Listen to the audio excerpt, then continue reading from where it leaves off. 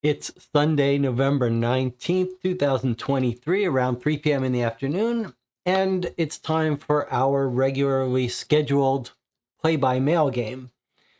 We had off last week, so Matt could take care of whatever he's doing other than working on this mystery, but I see he's back in the channel. I have a new reply for us to read.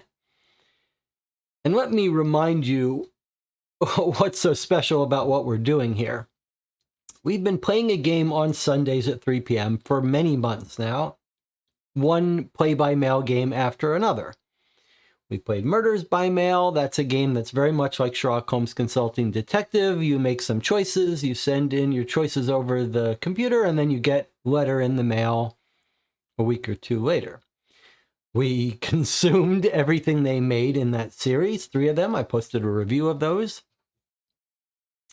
Then we moved on to a series called Dear Holmes, and we've been playing through those. We played a couple cases. I'm accumulating the next case. And in in Dear Holmes, you get a letter every week that's sort of asking you to help solve a crime, but you don't actually do anything. There are no actions. You simply cogitate on the letter, wait for the next week's letter, get 3 or 4 letters that lay out the case, that explain it a little bit better, and then by the 4th letter, you're trying to figure it out. Sherlock Holmes sends you a solution. So several weeks ago, I posited an idea to the channel. I said, wouldn't it be fun if someone in the audience wanted to write a new custom mystery for us, but not like Dear Holmes exactly. It would start out the same way, giving us a mystery, but then that the writer would listen to our theories and adjust the mystery based on those theories, maybe to make them less, like when we think we solve it, they could throw us a curveball. And then maybe the idea that maybe we could actually reply to Sherlock Holmes, to his letter, and then have the mystery morph as we play.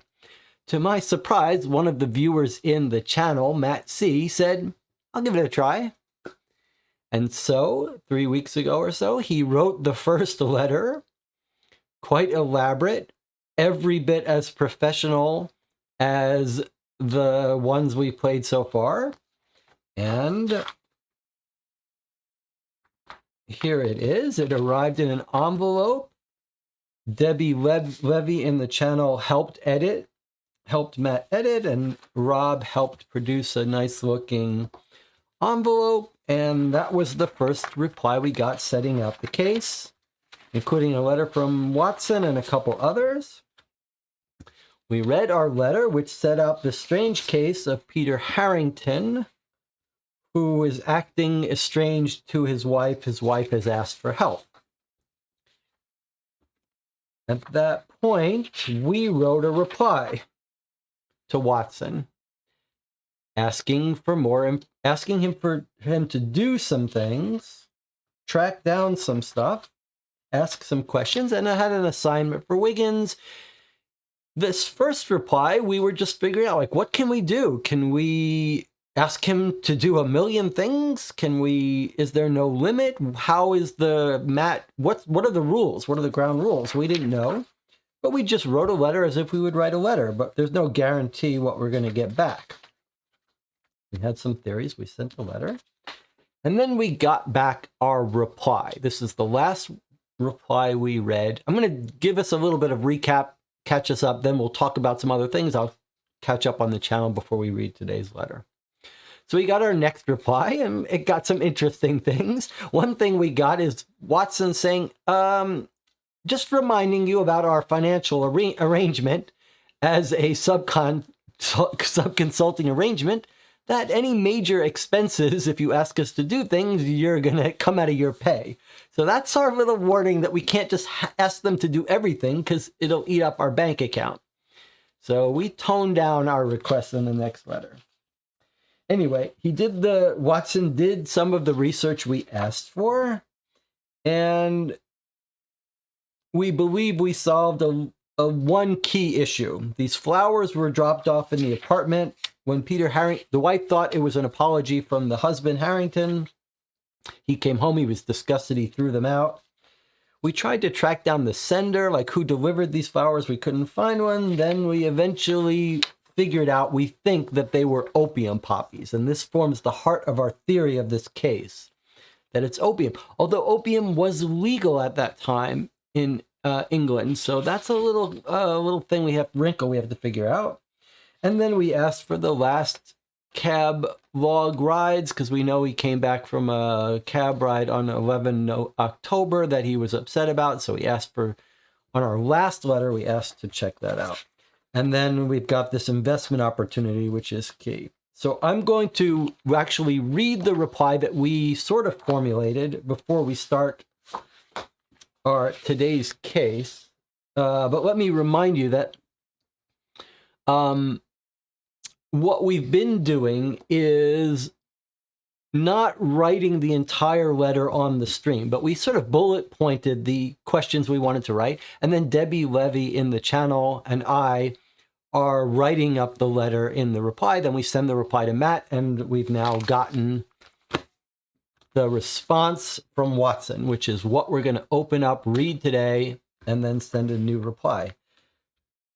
Now, this is the third letter. So is this going to be the end of the case? We don't know. This could be the last letter we get.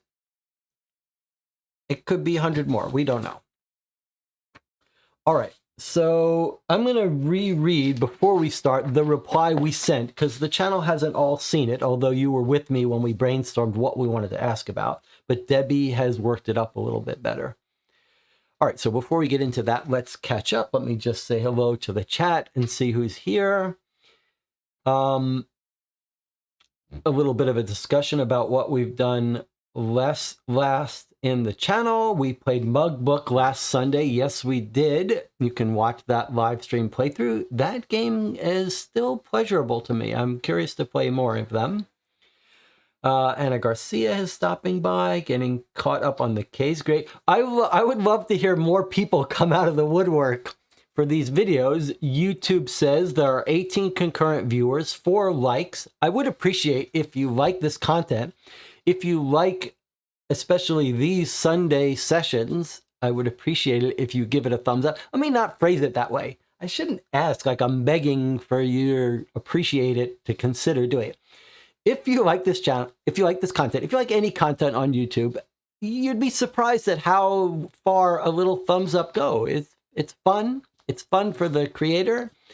And imagine you're Matt and you're putting all this effort to write this one-off case for just this one channel. It would be fun to hear some feedback about it from viewers and see that people like it, which is your other reminder that the best thing you could do for this channel is post your thoughts on the video. Let me know what you thought. Let me know where you disagree, where you agree. Let me know if you enjoyed it. Someone posted today that they bought Perspective, that Orange Box Dave Neal game. Oh, actually, Greg has it. I don't have it here anymore. And played it and had a good time with it. I really appreciate that. And there's no money coming into this channel. There's no arrangement with any publishers. It's just me and you. So letting me know how you like the game means a lot to me. What else did we do recently? So we played Mug Book, and then on Friday, we played the last official case of Mythos Tales, which took us about 5.5 hours. It started great, then it hit some snags. And there's one more fan case to play, and then I'll do a review of it. Mythos Tales is an interesting case, because an interesting situation, because I played the first case of that 2 years ago, and it's a sort of a notorious box, Mythos Tales. It's behind me here. The green box there, Sherlock Holmes Consulting Detective spinoff in H.P. Lovecraft world. And it's gotten a lot of flack for bugs, and most of our experience with it has been fine. We hit a real bug, some serious stuff on Friday. But someone posted that and they just bought the box and they're looking forward to our review, and maybe not just a review, some suggestions of how best to play it and what errata to use. And so I will be doing that. You know, Board Game Geek is an amazing site for finding errata, for getting help on things. And there is a couple of good threads on Mythos Tales on Board Game Geek, including a thread discussing the problems we ran into, which is very useful. You also will notice behind me the game Daybreak. Daybreak is Matt Leacock's latest cooperative game that he's been working on for a long time, that went to crowdfunding and is just now being delivered and soon will go retail. Greg and I played that yesterday quite a bit. We did not end up recording a playthrough or review, but we will both be doing a separate standalone solo reviews. I have recorded one yet to be edited, and Greg will have one up soon. So you can watch both of those. You can see us separately. Greg's got his own board game channel. There's a link to that on the About page here. Check those out. Greg's got a couple other board games up, a couple party games you may want to check out. As a little spoiler, not spoiler, a little teaser, I liked Daybreak, but I didn't love it. I think it's got some real problems. So you'll watch my review, will be up in a day or two about that, as well as reviews of a bunch of the games we played in October, the sort of Halloween games. I've already put up a review of The Witchery Spell and The Messenger, and there'll be reviews coming up soon of True Crime Stories and the 3 standalone escape room games we played.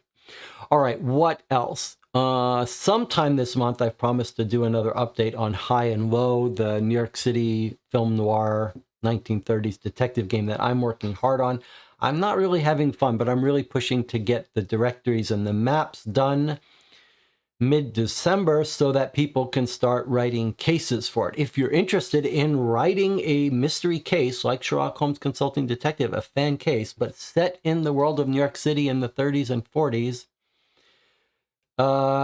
I would love to have you work on that with me. I'm happy to help in whatever way I can.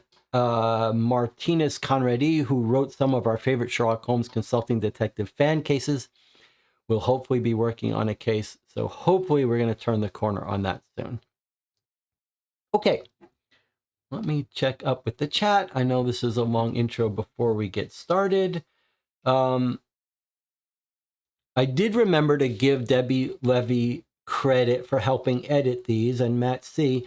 But I keep telling you guys that I'd love to hear you talk if you're working on projects, creative projects, you've got another YouTube channel. I mention often Rob Oren, who really is running a little scammy shtick thing, but he gets so upset when people come into the channel and post about their stuff. But you guys should post about your stuff. It's not going to make me mad. And if I forget to give you credit for something, like I'm in the philosophy of you claim the credit, you toot your own horn. And so if I forget to give someone credit for helping me out with something or doing something, please do volunteer it. Don't be shy about that. Don't just stew in the fact that it wasn't mentioned. Feel free to self-promote. All right. Anything else to talk about? Is anyone doing anything interesting over Thanksgiving? I will be visiting my mother for 5 days or so after Thanksgiving. I think we'll try to get in a couple more live streams before then, and then I'll have a week off and we'll come back. We are going to try to do some special marathon stuff in December. There'll be a channel update in December, and then I think what I'd like to do, if the regulars here have the stamina for it, is I think I'd like to get our Cozy Killer game played, our biggest, most expensive, longest mystery game. Cozy Killer, the Hidden Listener. I'd like to get that played. We also have a new Cryptic Killers that's due to arrive any day now. We've played a bunch of Cryptic Killers on the channel. They've been almost uniformly very good. And this is a new one that kind of snuck out. And it's only available in England for some reason we don't understand. Murder in Miami. So when that arrives, we'll probably try to turn around and play that quickly. So maybe next week we'll be playing that. All right. So when no one else is chiming in, probably everyone just wants me to get on with it. All right, then let's do it. So here was our reply we sent 2 weeks ago that we're now getting an email about. Let's just take a look at it, go over what we said. We said, thank you for the reminder that there's financial costs. So we're going to try to keep our costs under control, we said. We believe, we said, with the information received from Wiggins, we believe we have cracked one key part of the case. We believe the flowers left at the house were indeed opium poppies. We deduced that from the white film, mainly. We have not, then we go on to say what that means. It's possible Peter Harrington is addicted to opium, that this is somehow a message about that, but we don't think so. We think it has to do with an investment. And we think it's an investment for his son Daniel's education. We've been told by the wife there's a little bit of an investment fund or education fund. The Harrington was all happy about it. Then he went silent. Then he won't look her in the face. It feels to me like all the pieces fit together that Peter Harrington is terribly embarrassed that he's invested the small savings of the family into a failed investment having to do with these opium poppies. And that's why he's all worked up. And we're trying to explain why these flowers were left at his doorstep and the nature of the investment. In fact, here's what we say here. We are as yet divided about the nature of the investment. So we're very confident about this investment. We're not sure exactly what it is. So we lay out three possibilities. One, that he's gotten himself invested with his fellow cabbie that's trying to find investors for Uncle Robert Thorne, but won't tell us details about it.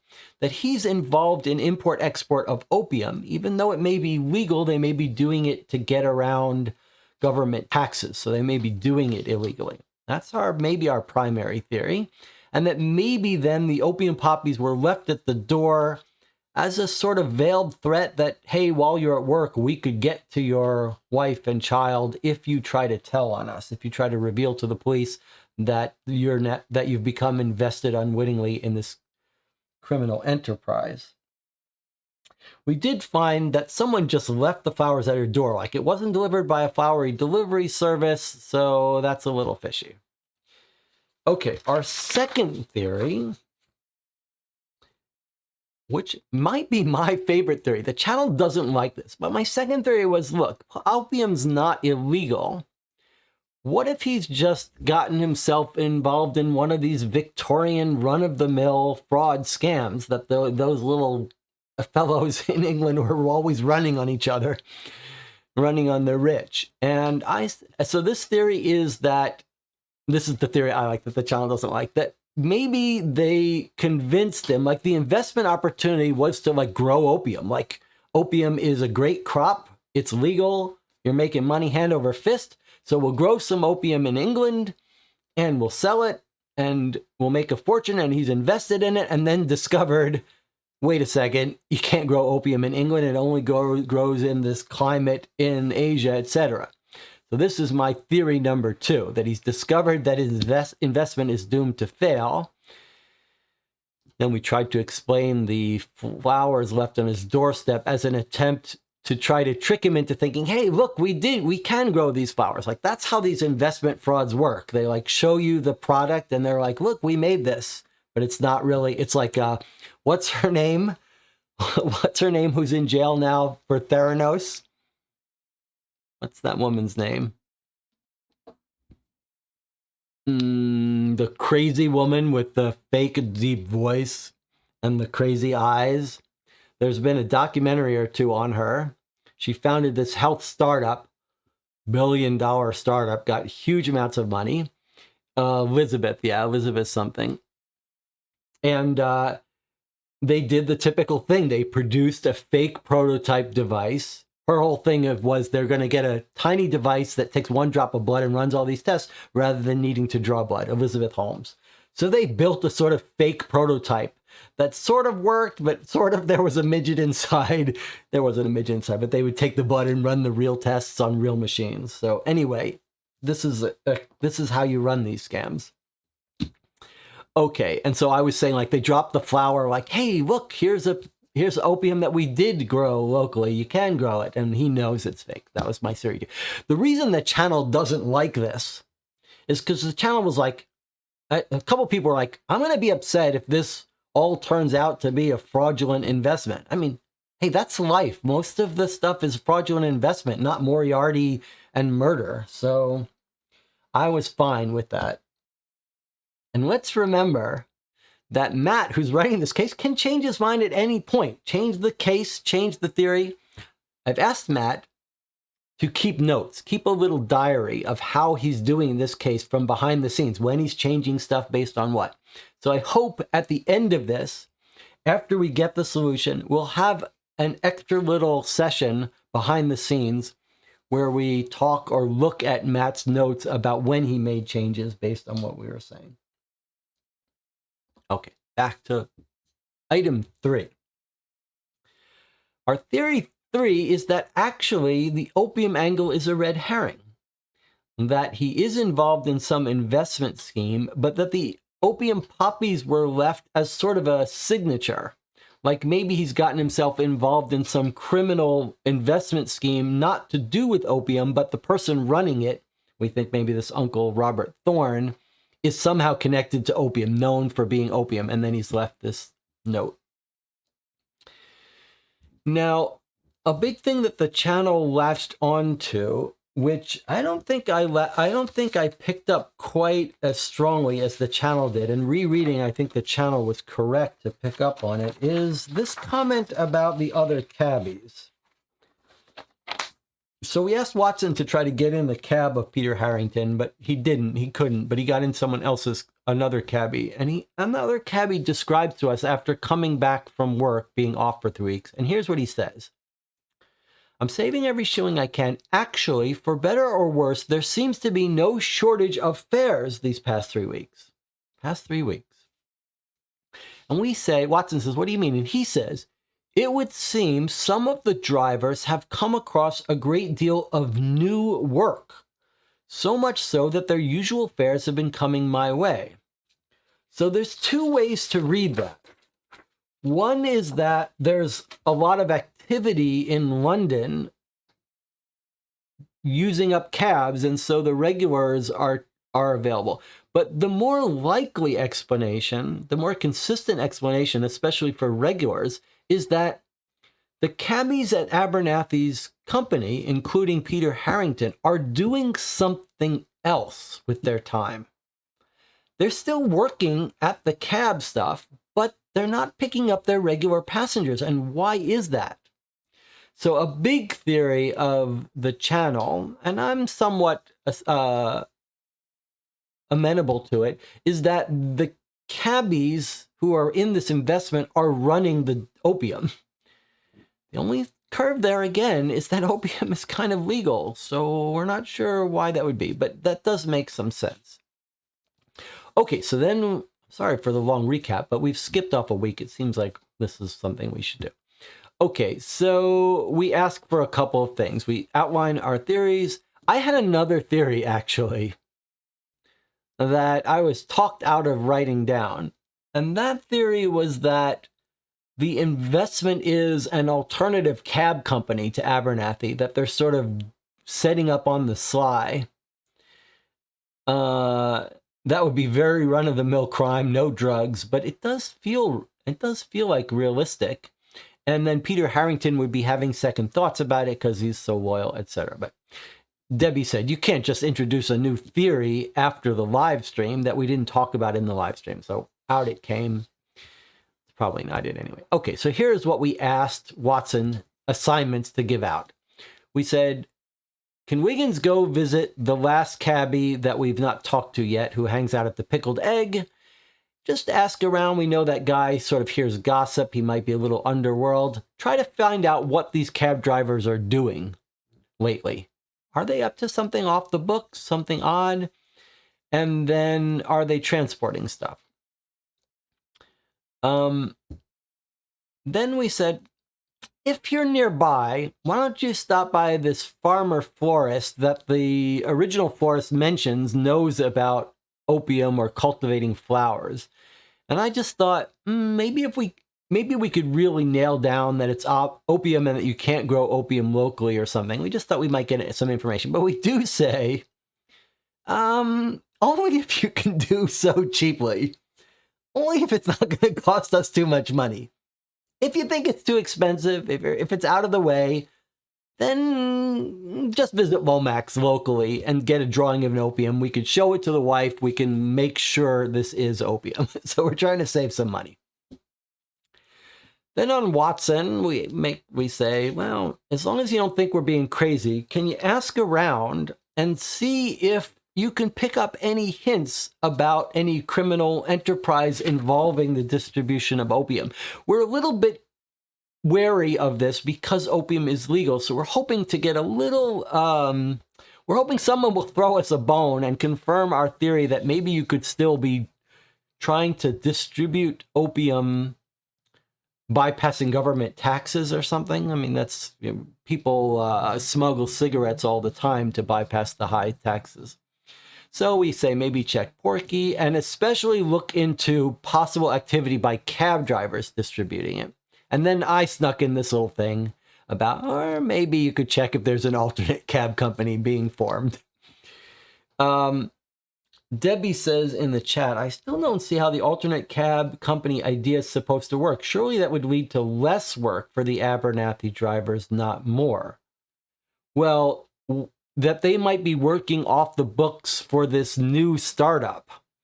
So they're spending their days working for the new startup.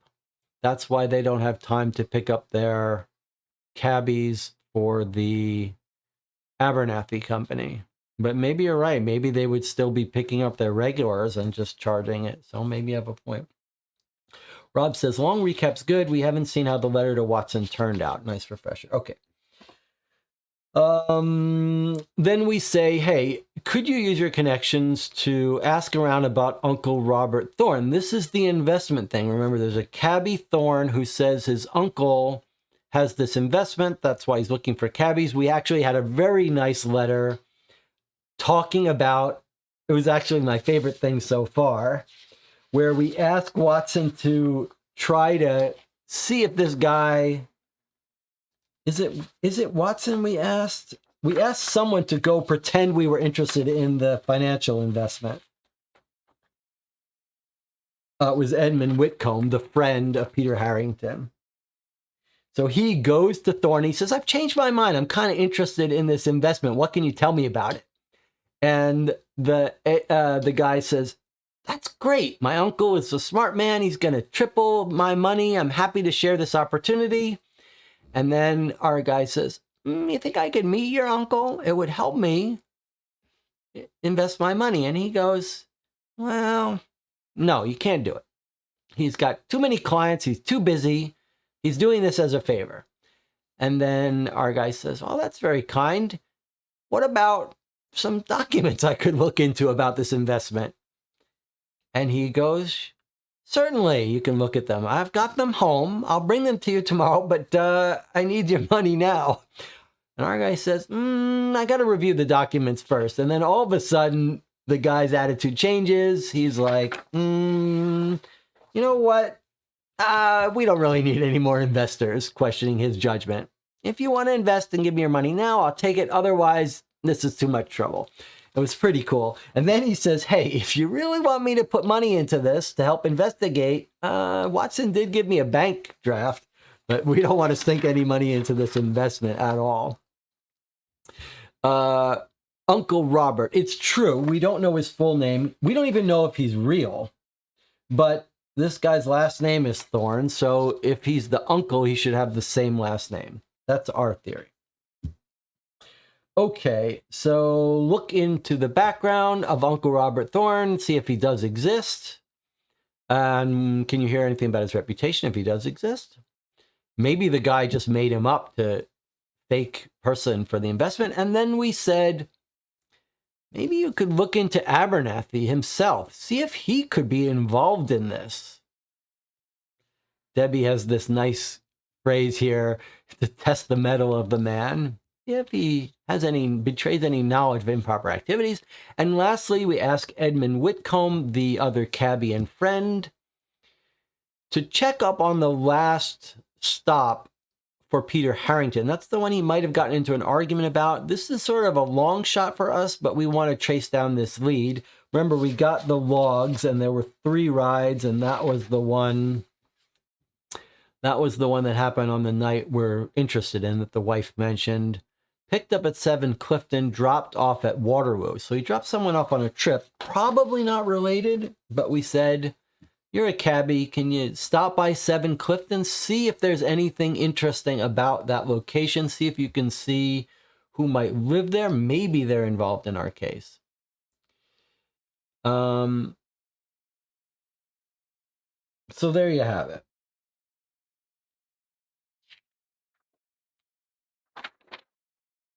All right, so we're all caught up. Let's check in the chat and then let's open our new letter. Emmy says, we should have asked the wife about Uncle Robert. You think the wife knows anything? Interesting. The wife? Why would the wife know about Thorne and Uncle Robert? All right, let's open this up. I left my knife somewhere, so we're just going to have to wing it. All right, let's see what we've got here. So we've got quite a few pages here. Got a document, some letters, smaller document. All right. Quite a bit here. All right, let's start with our letter from Watson. Single-sided letter from Watson. All right, this is exciting. Here we go. November 13, 1889, John H. Watson, MD, 221B Baker Street. Dear Mr. Reichler, it saddens me to hear your theory that the situation could involve opium. I am all too familiar with the darker side of this drug. I encountered it on occasion during my service in Afghanistan. It was used in cases of extreme suffering to ease pain. One of my fellow servicemen was drawn in following treatment and sought more of it. The drug is quite addictive and presents horrible withdrawal symptoms in those whose willpower is strong enough to resist it.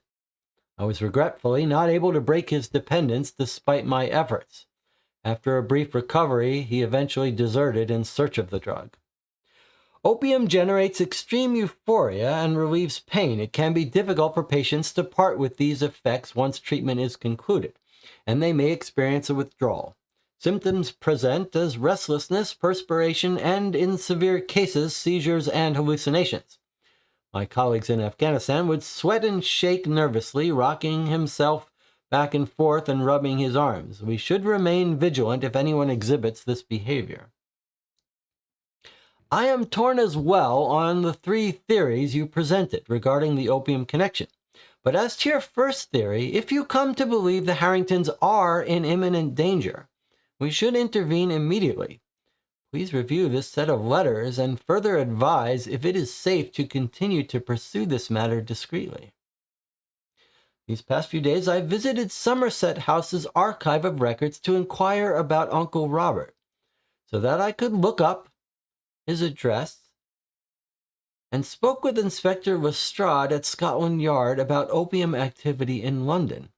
I received replies from each of them yesterday, see enclosed. I was not able to interview Abernathy yet, but I was told he will be in his office tomorrow if you're still interested. I also sent Whitcomb to 7 Clifton Street and Wiggins to the Pickled Egg. Fortunately, the boy was quite resourceful in the face of such an unsavory establishment. Please advise us on what other leads would be helpful to pursue. I look forward to your reply. Well, that's a great cover letter. Like, it set us up. It hasn't given us too many details, but it set us up for what we're going to read. Fantastic. All right, so what have we got next? A double-sided report from the Metropolitan Police, Scotland Yard, subject London opium. Maybe this is going to be some background information. I must say it's unfortunate to find you turning errands for yet another private detective. Your friend Holmes has been awfully quiet, so I'd hoped you'd take the opportunity to explore a new interest. Rest assured, my men have fully suppressed the recent opium crisis that was plaguing London. I will take any rumors of a resurgence quite seriously. Okay, so the police look like they need a new typewriter, and I guess we're going to be able to make it out here. As you may be aware, the legality of opium is not so clear-cut. However, my superiors have instructed me to remove this perverse substance from the streets of London by any means necessary. It's fairly common to stumble upon the presence of other crimes among users and purveyors of opium. I shall detail our recent actions on this matter in order to assuage any doubts you and your detective friends have that the city of London remains opium-free. I will speak quite directly and in confidence, as we are old friends. Firstly, reducing the volume of opium imports involved an unfortunate quid pro quo with our harbors in coordination with the Foreign Office. In exchange for some slight leniency on unrelated matters of tariffs. They agreed to turn away the most brazen shipments of opium. Next, with the supply partially cut, we began interviews with the opium users known to us. They were at first reluctant to speak with us, but their desperation to find more of the horrible substance made them quite talkative given enough time. We worked our way up the distribution network. It was a fairly simple task to identify suitable charges for all involved. Most were in possession of the illicit substance or were unable to demonstrate proper payment of taxes. We were able to send a confident message to the underworld that the free trade of opium on our streets has come to an end. While we may not have reached every corner of London, I am confident that our message has done so. However, if you become aware of any individual who possesses opium, please forward their information to my office. I will handle the matter personally. Inspector Lestrade. Okay, so this is confirmation of our theory of criminal distribution of opium, import and distribution. It's clear that the police do not want this opium moving around, and they would be doing everything they can to get it off the streets, maybe using some unsavory methods to remove it, even if it is technically legal. And obviously one technique is you seize it if they haven't paid taxes on it, if there's no tax stamps. So now we can clearly see that the underworld, especially since it's in such high demand, there'd be a major profit off black market distribution of opium. And that you might need to turn to ulterior ways of distributing it, because the police have caught all your normal distributors, caught all the normal people involved. Hence the idea of turning to cab drivers to distribute it makes a lot of sense. All right. Next up, we have a letter from Wiggins. Let's see what Wiggins says. Dear Mr. Reichler, after receiving your reply, I went straight away that evening to the Pickled Egg. It was a pretty shady place, but nothing I haven't seen before. I approached the bartender and asked if he knew whip, and I got a sharp pat on the back from behind. Excuse the language. What the bloody hell is this kid doing up past his bedtime? You looking for whip, kid? Yes, I am, I croaked, rubbing my shoulder. Well, you're looking at him. Hey, someone buy this kid a pint. Whip looked excitedly around the room, but no one seemed interested. So, Whip said, what do you drink? Actually, sir, I came here to ask a few questions. I'm a friend of Sherlock Holmes. At this, the patrons of the Pickled Egg all looked over at me, except for a drunken bearded man who nearly stumbled off his chair. That could be Holmes undercover. After a tense few seconds, Whip laughed. Ah, that's a good one, kid. Well, if you want to be a junior detective for Sherlock Holmes, I'll play along. You'd best be careful, though. This bar isn't Scotland Yard. I have a few questions about your co-workers at the Abernathy Carriage Company.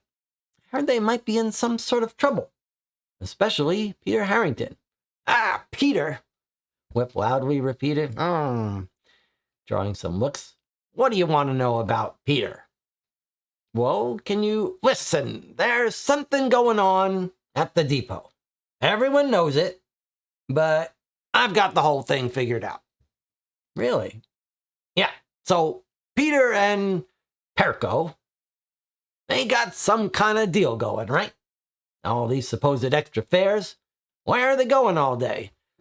Then there's the whole thing with Perko's Uncle Robert. You see, Perko knows I come here. So he shows up one day and ends up handing every soul in this bar his card. Didn't take long for most of us to realize he's full of it.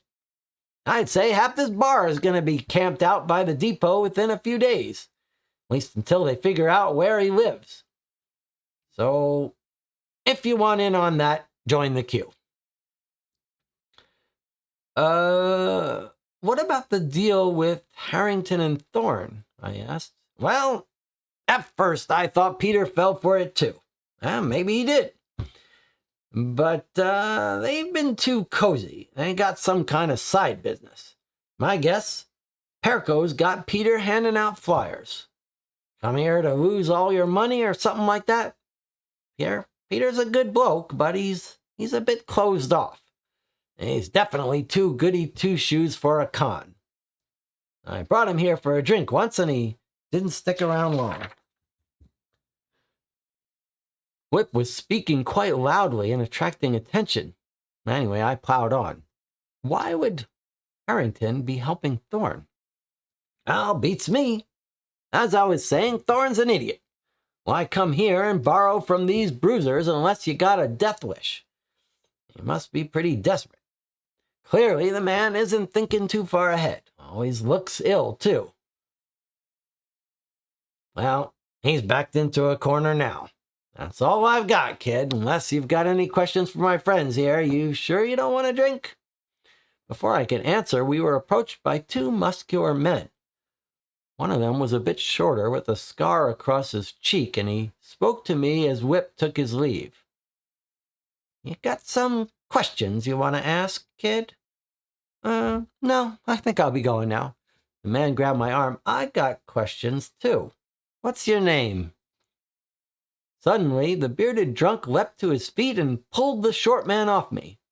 Astonishingly, he easily fought both of the men at once. Wasn't sure what else to do except make my own exit. As I did, I looked back and saw both those brutes splayed on the ground, clutching their limbs. The drunk winked at me. I felt lucky to get out of this place in one piece. And I have more to report. I haven't had time yet to visit Charles Miller outside London, but I went to see Lomax. He was very happy to see me and began showing me piles of books he gathered about tulips. We asked about the tulip mania, and Lomax went off on his own. He couldn't stop researching tulips. I eventually got him to find us a book of flowers with an opium poppy drawing. I sketched a copy of the flower myself and brought it to Mrs. Harrington. Yes, that's definitely it. What is it? She asked. Feeling it wasn't the right time to reveal the nature of her husband's troubles, I held the truth back a bit. It's a poppy, but a different one from the one I brought back earlier. We're still investigating, and we'll get in touch once we understand everything. Thanks again for your time. Okay, so the channel has picked up, though, as I did now, for sure, that the drunk was definitely Sherlock Holmes. But I need to reread that to understand what he's saying about this other person. So I had a little bit of confusion about this Perco guy. I don't know who that is.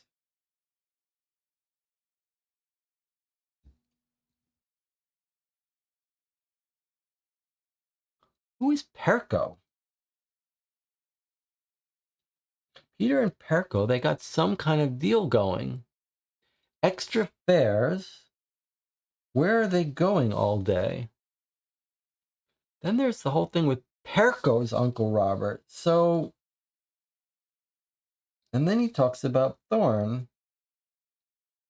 So I'm a little confused. I thought that, let's find our first letter.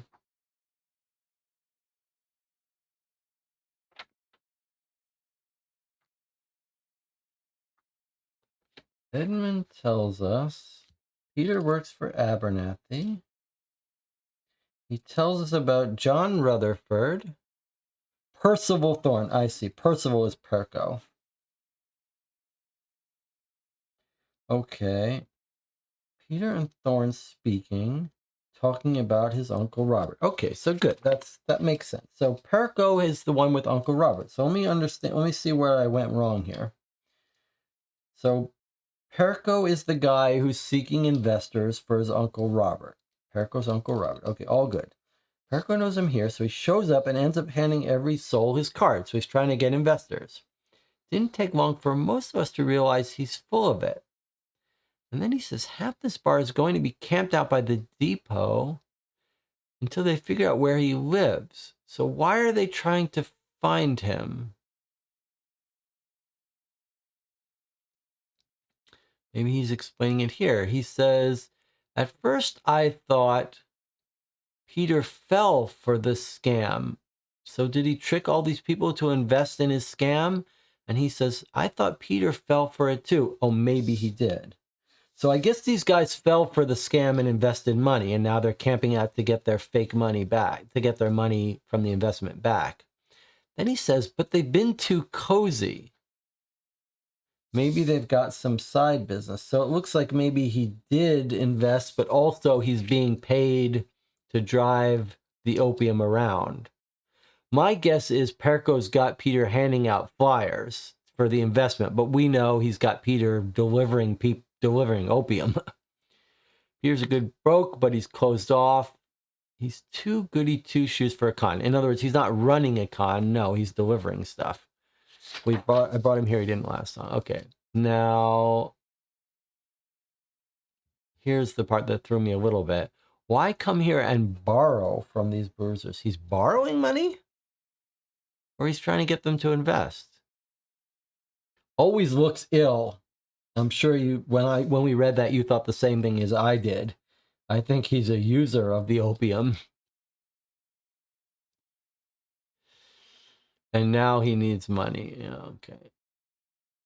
And then the underworld people realize we're asking questions. They don't like it.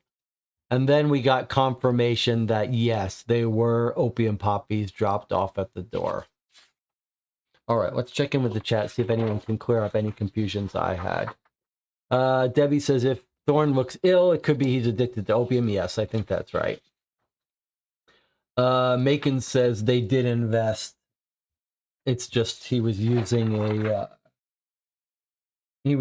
loose language to say that people loaned him money or something. They all invested. They want their money back. Yeah, I think that's right. Okay. Next, we've got, so that was Bill Wiggins. Now we've got a letter from, anything more you want to chat about those before I move on? Let's see. Perhaps he borrowed money from drug runners in return for helping distribute it. Maybe they gave him money for drugs. I guess we don't really need to know the actual details. We just know he came passing out card and he scammed these people. Either he borrowed money for them or he had them invested. I guess that's how I'm reading it. They probably got them to invest in it, just like he's handing out flyers to get them to invest. It's just he says they're waiting. He says they're camped out trying to find him. They're trying to get their money back, but it's not because they loaned him money. It's because they invested, which is like loaning him money. But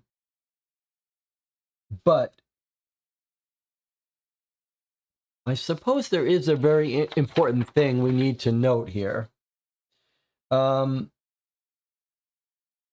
This guy is making clear that Peter did not just lend him money or invest. I mean, this is important, right? Because our working theory is that Peter got tricked into investing and has lost the money.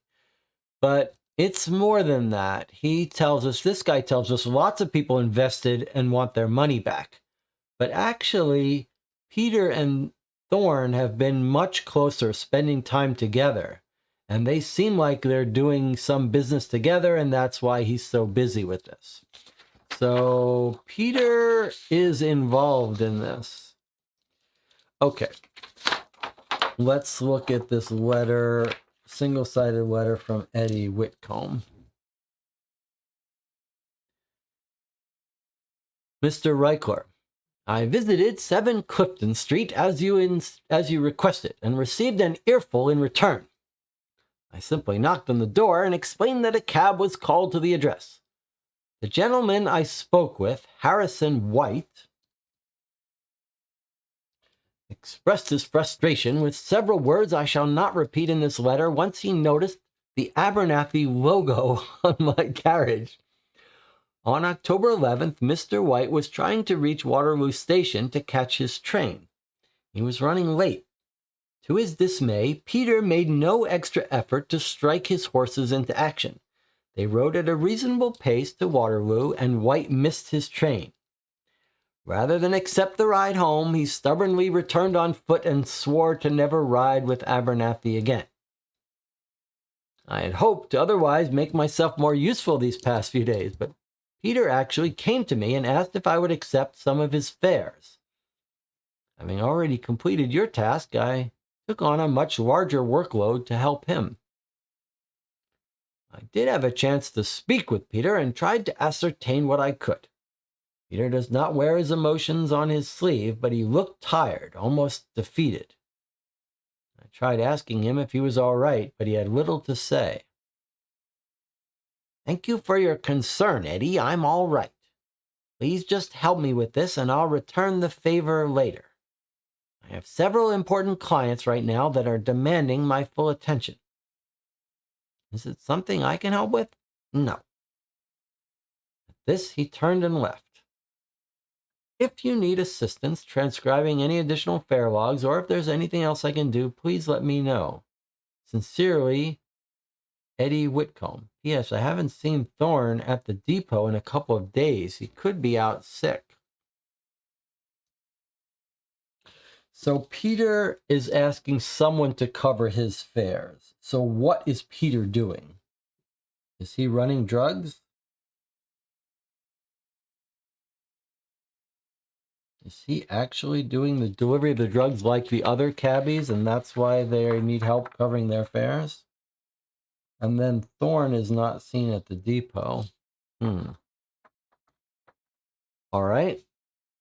I wonder if this is going to be related to that. Register of death given at the General Register Office at Somerset.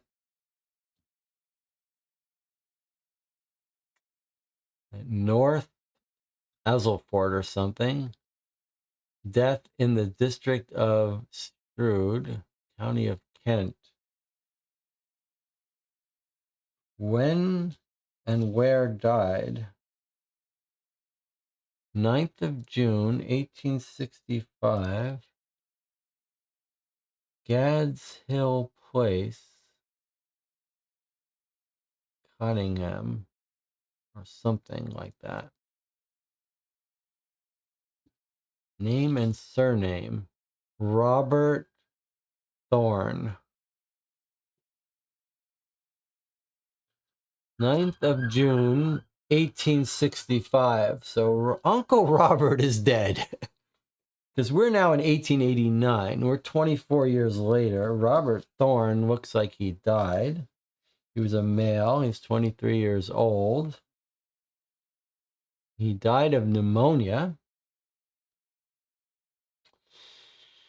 Wife present at the death. Wife was present at the death, 18 Gloucester Road, Regent's Park, London. I just want to make sure that wasn't related to. Yeah, okay. So 12th of June, 1865, Charles Saunders registered it. And then we get a little certification here. Looks like we've got an official death certificate. Okay, so what have we got here? That Uncle Robert, there's even some watermark here that says certified. Feels nice too, like linen. Okay, so Robert Thorne did exist. There is a Robert Thorne that exists, but he's dead. So if that's the same Uncle Robert that Percival is talking about as running the investment, then he's making it up. On the other hand, he could be just using a nickname for some criminal person named Uncle Robert. But it sounds to me like he's pretending his uncle has an investment, just because it would be more believable that his uncle had some investment scheme than if he said, I have my money-making scheme.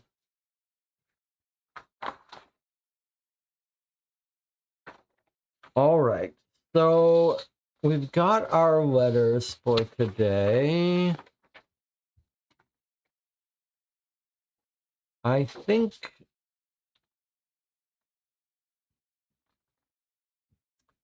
well, let's talk about it. I mean, the main thing to remember is we have to decide what to do. What are we sending in our reply?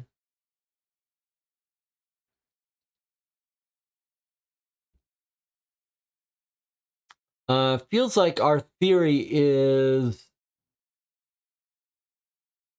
calcifying. What's the word? It's locking into this idea that they're transporting opium. The cabs are being used to secret the transport of opium for a criminal enterprise.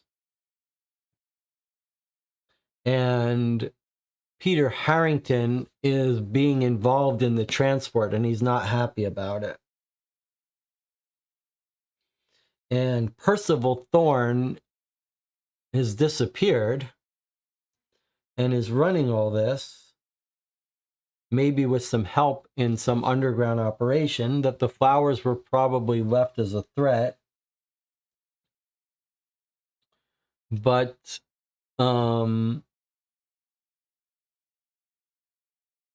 I'm not sure what to do.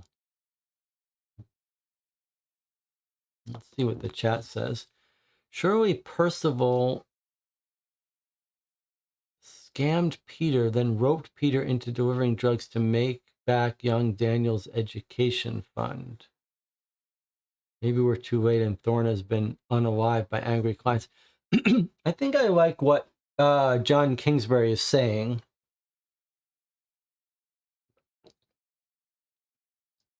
John Kingsbury is saying basically what happened is Peter got scammed into investing money first. Then when he confronts Thorne and he says, I need my money back. That's for my kid's education. You scam me. Then Percival Thorne says, your money's gone. But I do have a way you can make it back. You helped us deliver these drugs with the other cabbies. Then there's a question here about, could Robert Thorne not be dead? Is that possible? I don't think so. I think this is just, it's sort of irrelevant whether he's really dead or not. But the most logical way to read this is that Uncle Robert Thorne is not the uncle with a real investment opportunity. Our guy Percival, the cab driver, is just making that up as an excuse, as a pretend investment. It's just a way of him giving some credence to his investment, which is really no investment at all. It's just an underground thing. So yeah, I mean, you could imagine that Thorne is just scamming people and that Peter is delivering drugs not for Thorne. If you follow John Kingsbury's idea here, is it possible that Thorne is just running scams? He's tricked Peter to invest in his scam and then said, sorry, money's gone. And then Peter says, I got to get money somehow. So he goes to someone else who's doing the opium transport. Do we have any direct evidence that Thorne is actually also involved in the opium?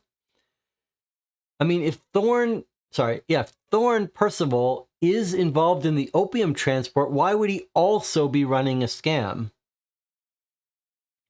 Yeah, that's what we're talking about now. Is it possible that Thorne is just running a fraud scam, but not the opium delivery. It does seem like an odd combination. On the other hand, the criminal people, sometimes they get their hands on anything. You go watch some movie about the real, you watch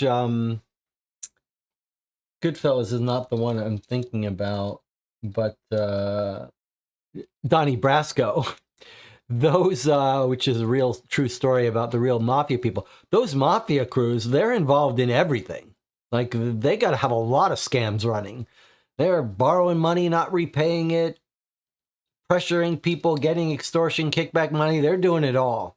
So it wouldn't be crazy if Thorne isn't involved in the underworld and he's doing a bunch of these scams.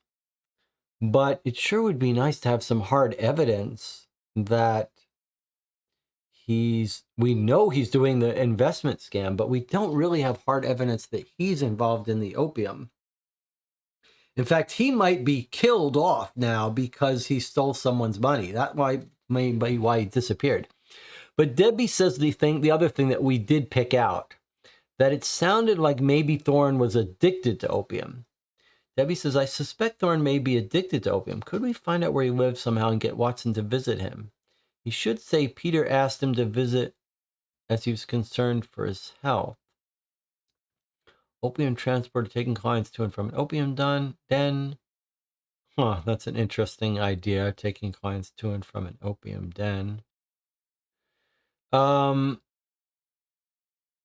we should speak to Abernathy as well, given we have an opportunity. Yes, I did think of one other thing. And Isara says, well, if he's running a scam, maybe he has to disappear just to avoid getting caught. That's a good point. I do want to point out one other thing. We were saying, how do we know he's involved in this opium thing? Maybe he's just running the scam. He stole Peter's money, and now Peter had to turn to the opium thing.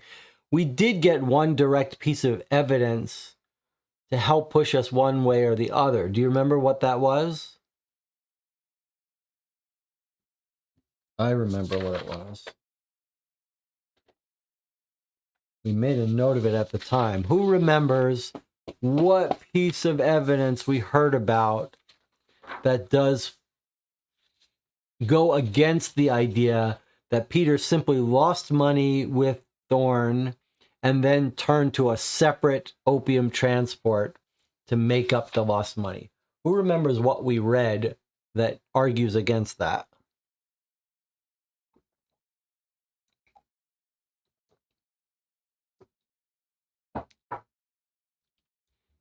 See if the channel can think of what I was thinking. It's in today's letter.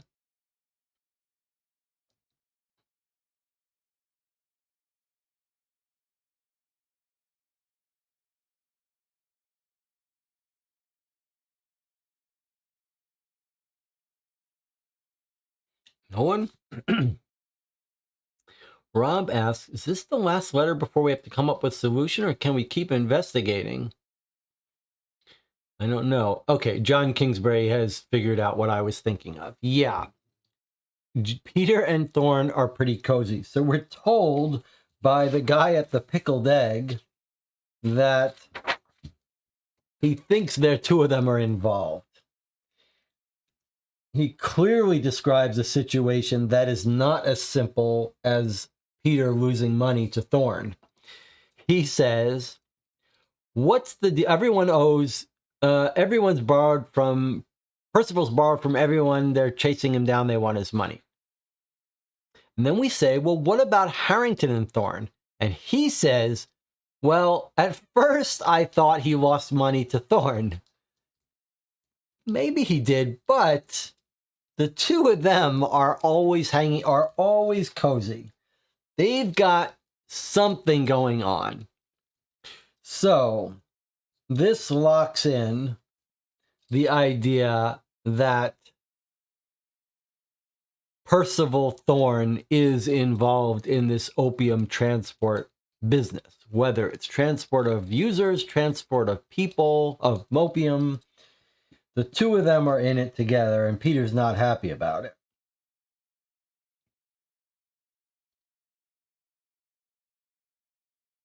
All right, well, that's important. Rob says, still no explanation of the flower delivery. I mean, we have rough explanations. They're not entirely satisfactory, but they're basically something to do with a threat. Something to do with someone reminding Peter Harrington that they could tell on him, or maybe the opium flowers are like a message about when to pick someone up or something.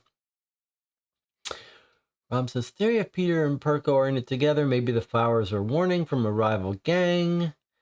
Perry says, we've not really looked at Harrington's father-in-law. He cut them off. Maybe what he's doing is more insidious. I mean, I was curious about the father-in-law that cut them off, but I don't think we have any reason to think he's involved.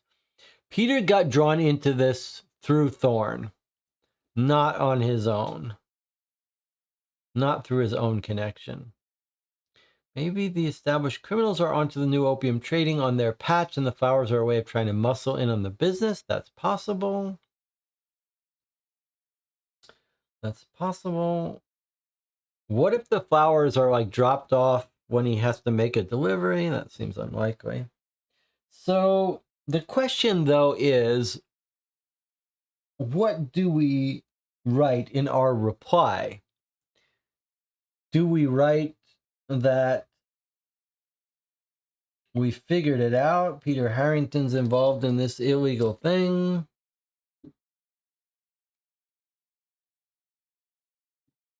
Arrest him in Thorne. We don't know who the big boss is, though, although it appears like Percival Thorne is the main person running all this, but of course now he's disappeared.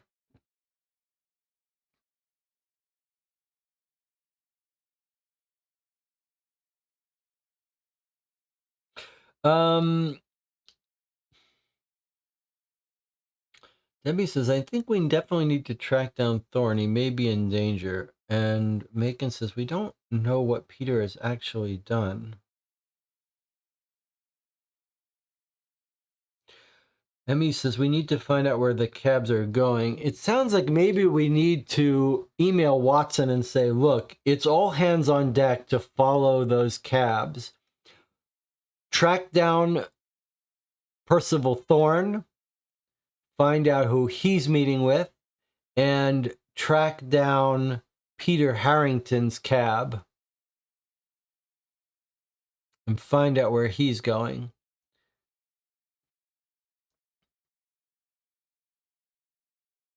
Someone wants to track down Abernathy. I'm not sure. Like, the head of the cab company is not going to be involved in this. It makes no sense. If the head of the cab company was involved in this opium distribution, then it wouldn't be Percival Thorne that was doing all this. And Percival Thorne is going to get them caught because he's scamming everyone. So, like, it's hard. We know that Peter and Thorne are hanging out together, involved in this side crooked business. And that doesn't make sense if the head of the cab company is also involved. Like, if the head of the cab company's running it, then Peter would be dealing with him, not with Thorne. So I don't see how Abernathy can be involved.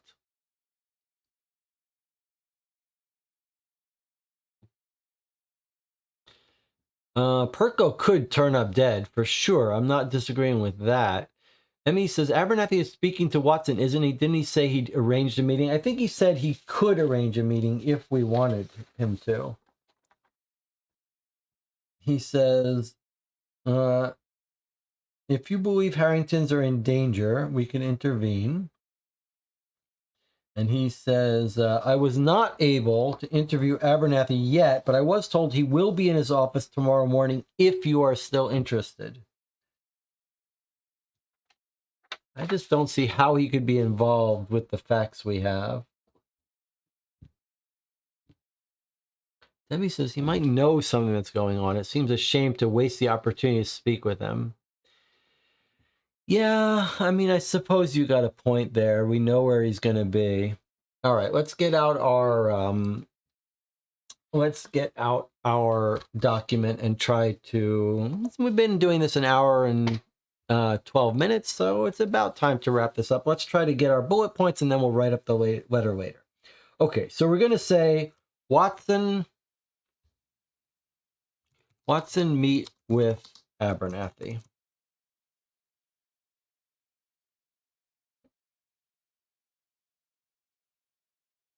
And then we're going to want someone track down Percival Thorne and tail him. And then someone tail Peter Harrington's cab. And basically what we can tell Watson is, I guess what we can tell Watson is that our theory is that cab drivers are being used to transport opium or possibly opium users.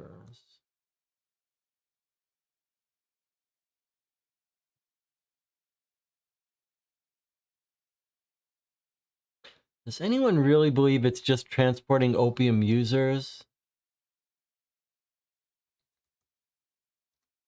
to escape police? It feels like this is really going to be opium. I think maybe we don't need to. You can't transport opium users. They can transport themselves. An opium addict doesn't need cabs to take them to some secret place. They'll just go there. You bring them the drugs. Too much work to bring opium users. I mean, there are opium dens. They'll walk there. I think it's got to be transporting opium. Police cleaned it up off the streets. Now they're using cab drivers to secretly move it around. Deliver it to the opium users, maybe. Okay, and now we're going to say Peter Harrington is one of the drivers doing so. And that Percival Thorne is the local arranger of this illegal operation. We don't know who he reports to, but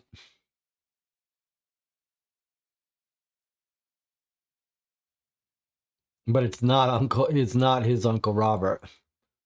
But it's not his Uncle Robert.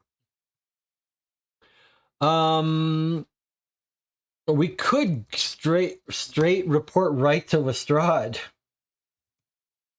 We could report right to Lestrade that this information and have them catch Thorne.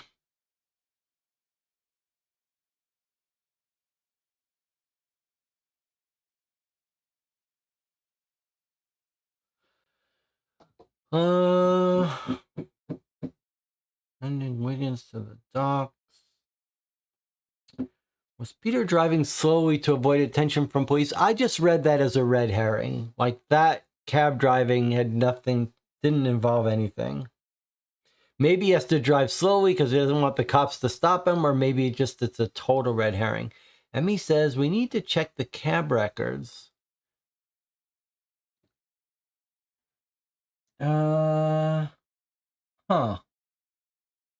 That's an interesting idea. And Rob says the business they're involved with might not be opium related at all. I don't believe that. Macon says, no, there's something odd about that slow drive. If we have a theory, we should set a trap. You've got me curious, though. Hold on. Can we be clever? Let's think about this for a second. Let's turn this on its head. Here's an idea. Let's see what you think of this. On the 9th of November, we asked Watson to meet to try to get in Peter Harrington's cab.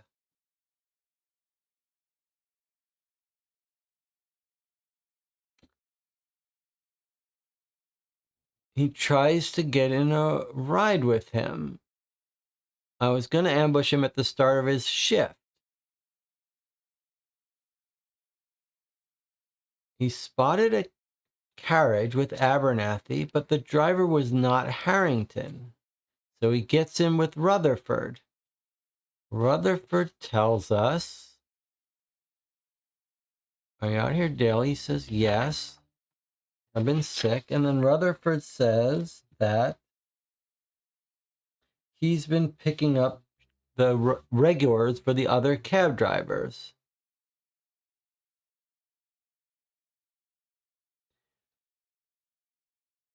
So what if we request cab logs for November 9th and find out where Peter Harrington really was?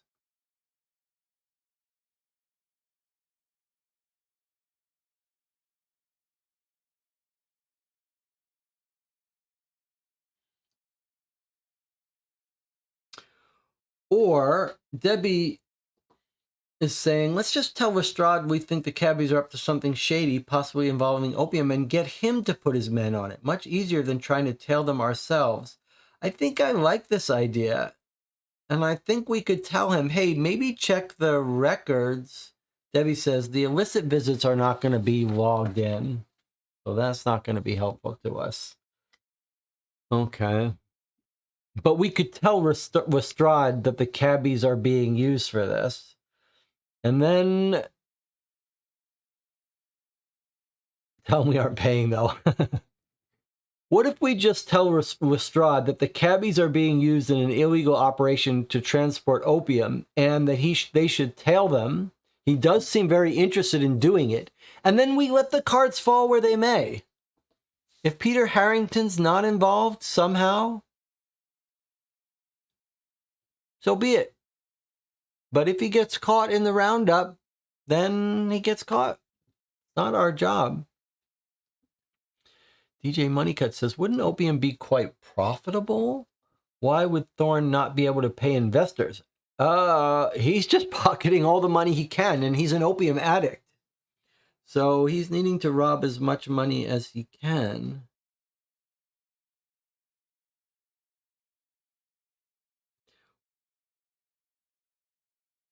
I wonder, though, if... I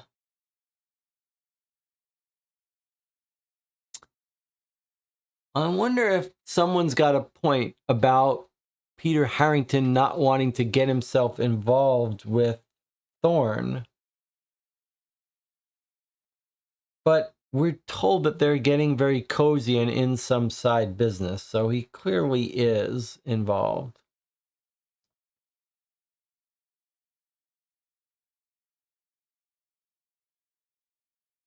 All right, so we're going to have Watson talk to Abernathy.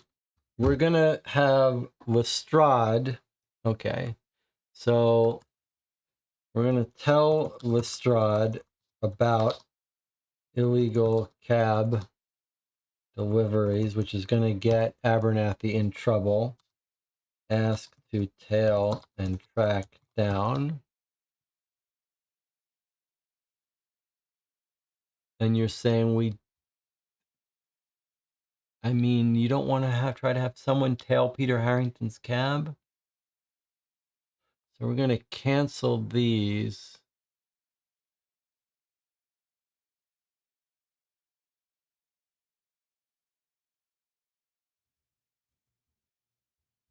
Watson meets with Abernathy. And then are we trying to get Wiggins to track down Percival?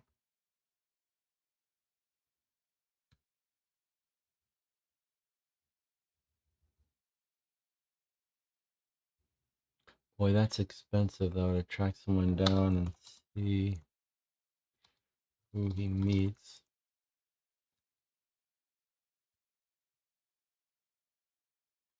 Maybe break into house if no one home. Someone tail Peter Harrington's cab. What do you think about that? I mean, that seems like that would tell us what's really happening.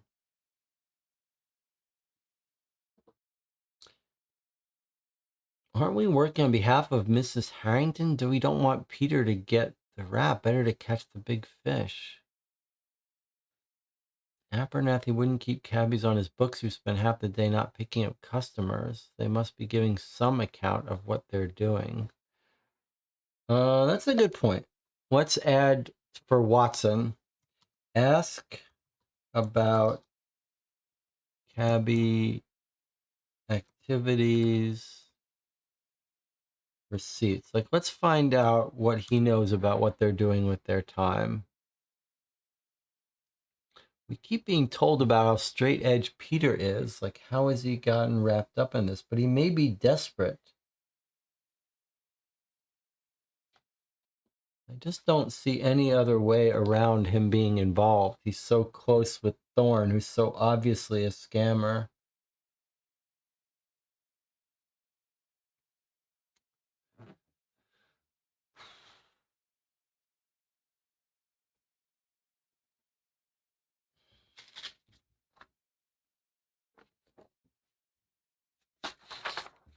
Remember, Watson at one point says, hey, if you want us to find Peter Harrington, you got to know where he's going to be.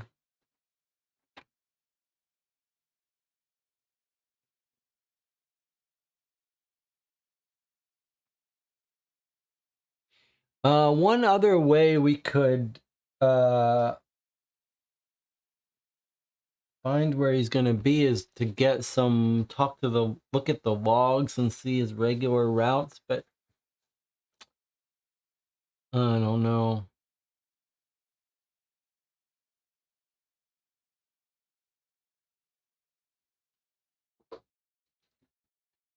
Justice for Peter.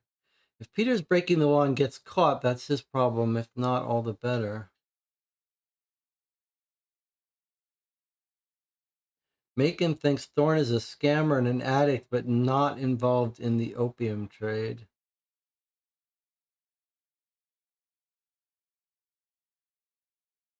The other guy offered to transcribe more cab records, but yeah, what do we ask for? Peter has turned private detective to crack the whole thing wide open.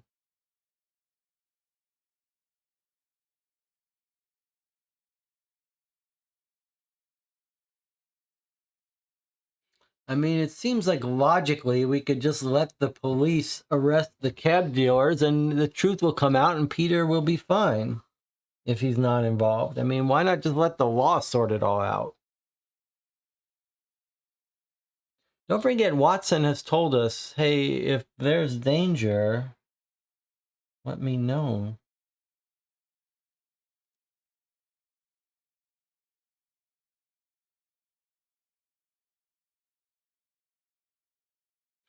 I mean, logically, doesn't it make sense that we would just go to Harrington House and be like, we know you're doing this thing with Thorne. Fill us in and stop.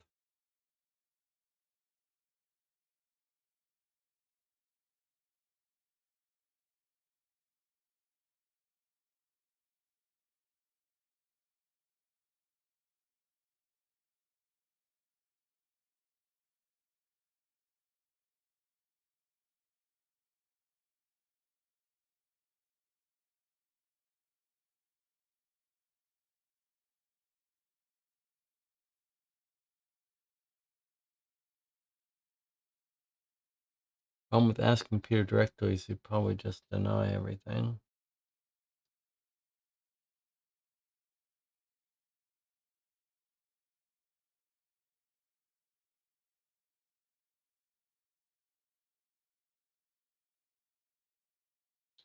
Rob says, also, our client is Mrs. Harrington. It feels unethical to bust her husband in return. Yeah, but I mean, we can't have it both ways. We don't want to talk to him, but we don't want to get him in trouble. And we've got these opium transports.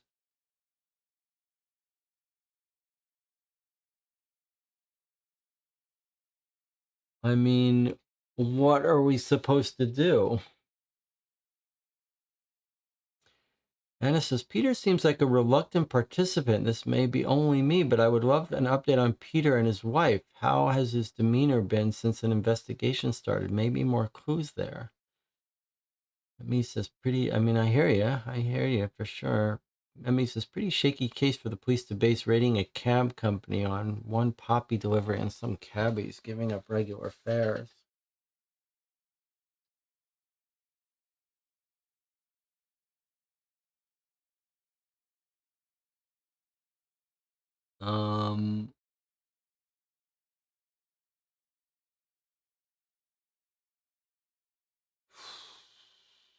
Okay, here's a different theory for you.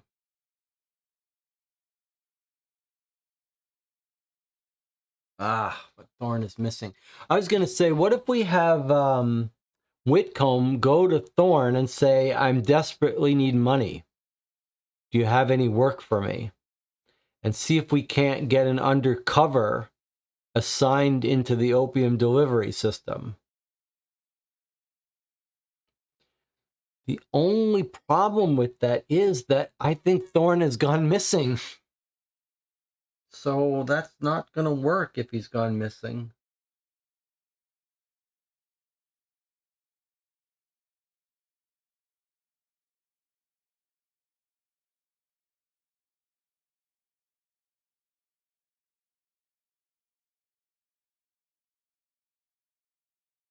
Debbie says, we don't know he's gone missing. We need to look for him. Yeah, okay. I mean, I've got that in the record for Wiggins to go look for him. He would never deliver drugs himself. All right, let me pitch another case to you.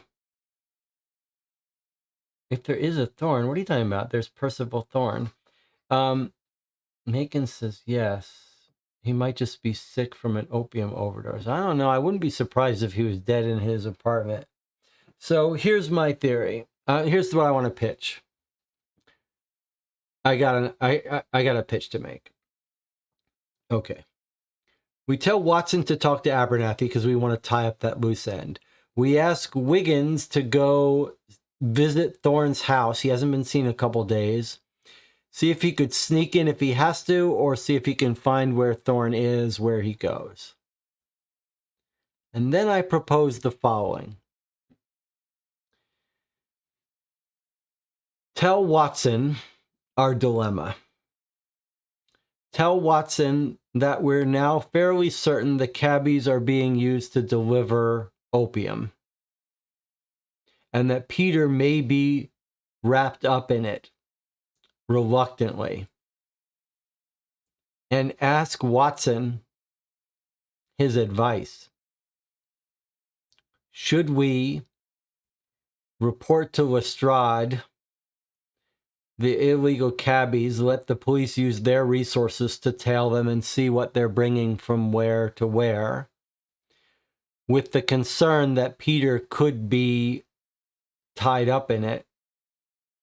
Or does our allegiance to the client suggest that we need to find a way to warn him ahead of time? I like this approach. What do you think? That's the case I want to make. I'm going to start writing it up unless you guys can convince me otherwise. Okay, so we're not going to tell Lestrade directly. Isara says I like it. Okay, I propose we tell Watson our theory of... Sorry, this is where the Channel got bored last time. Our theory of cabs involved in delivery. Tell him our dilemma of alerting police but fearing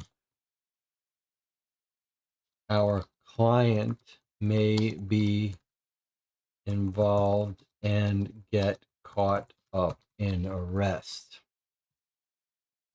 What is his advice? Let chips fall where they may, or warn Peter ahead of time?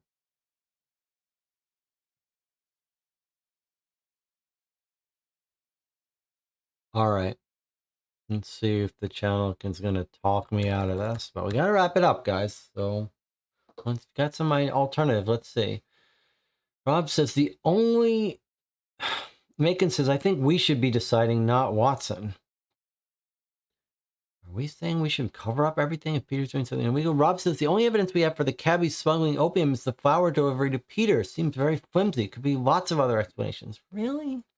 Macon says, we got to decide, not Watson. He's an NPC. Debbie says, I agree. We never promised Isabel we would cover up illegal activity. Isn't that implied with the private investigator code? Debbie says, no. Rob says, we shouldn't work against our clients. All right, we're having a full-fledged disagreement here.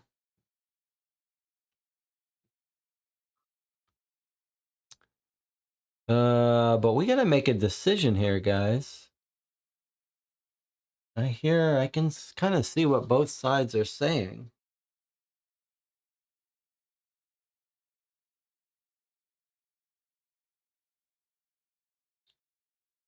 Don't punt to Watson. Okay. Well, all right. Channel is vetoing this. All right. What about instead?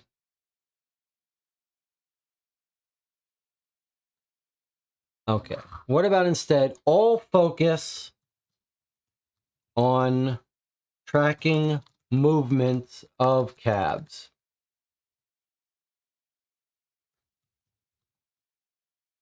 Peter Harrington's cab.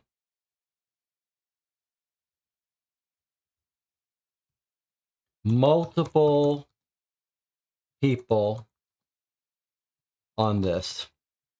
What do you think about that? If that's our key question, if that's our key concern, is Peter involved in this? Are they transporting opium? Let's focus like a laser on Peter's cab. Let's find out what he's really doing, where he's going. Macon says, I like it, but...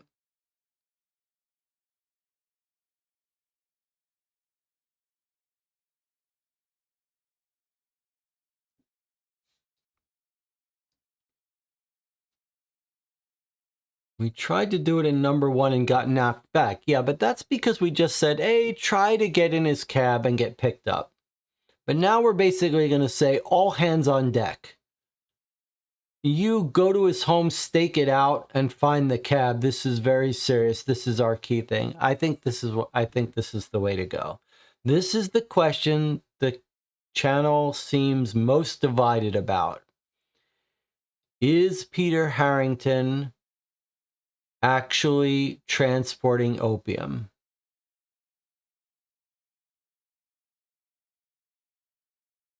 We're going to send Wiggins to Thorne's house to try to find Thorne and see if they can uncover, maybe he can break in and get some evidence. Other than that, everyone focus on Peter's cab. Trail him for a day. Find out where he goes. Rob says, let's have a vote about Peter's guilt. I think he's innocent. Okay, so that's what we're doing. We're going to try it. It's sort of like all hands on deck on one key question that the channel is most concerned with. Let's see if we can nail this down. And Rob is asking us for a vote. Okay, we're going to have a vote. This is our intermediate vote here. It's not going to affect what we do now, but we're getting everyone on the record. I want everyone who's in the channel, who's willing, to say if they think Peter is guilty or innocent. So say type vote guilty or vote innocent or vote something else.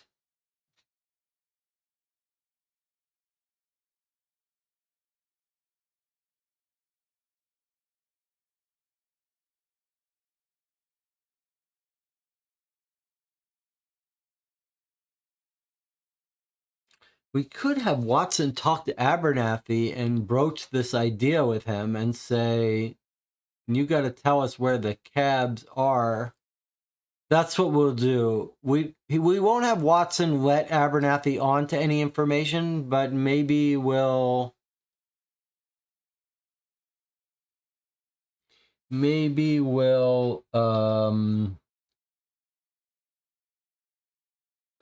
what we'll add here is we'll use cab log access to identify where he will be. Something like that. All right, let's see how we're doing here. Let's see what the votes are. 5 votes for innocent. Debbie says in over his head in something shady. Innocent but feeling guilty for something, says Isara. Innocent but press ganged into delivery. Interesting. I guess I would be voting with Debbie that he's in over his head, being pressured for fear of letting down his wife and being made a fool of. He's desperate for money.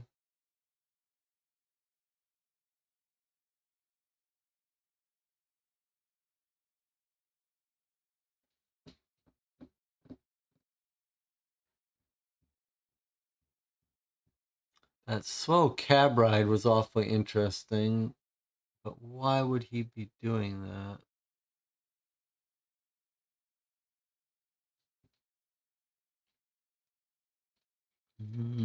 Let's see. What can we do here?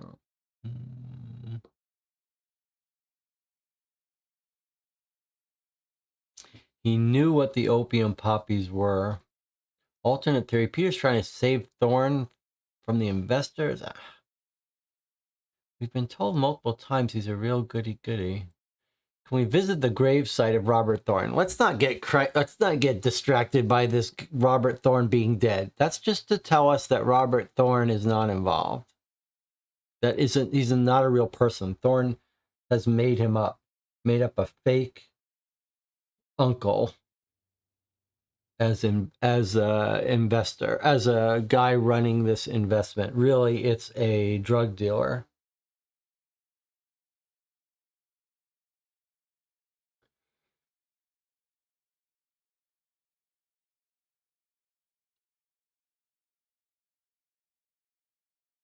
Thorne is clearly a crook, and Peter is hanging out with him now constantly.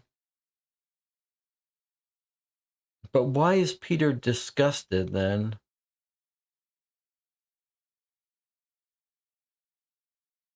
Maybe he's being threatened into it.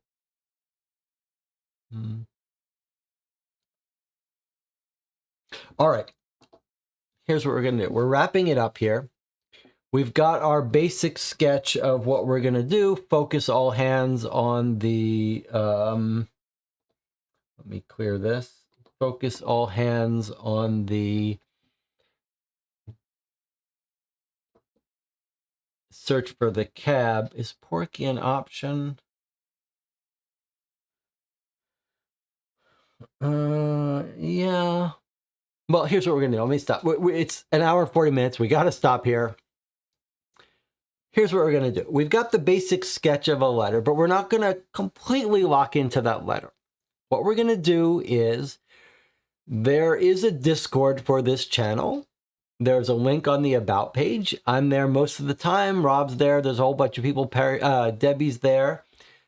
If you want to keep talking a little bit about theories and maybe make your case for what we should write in our letter to Watson, we'll be chatting, chewing it over in the meantime in Discord for a couple days before we submit the official next reply to Matt.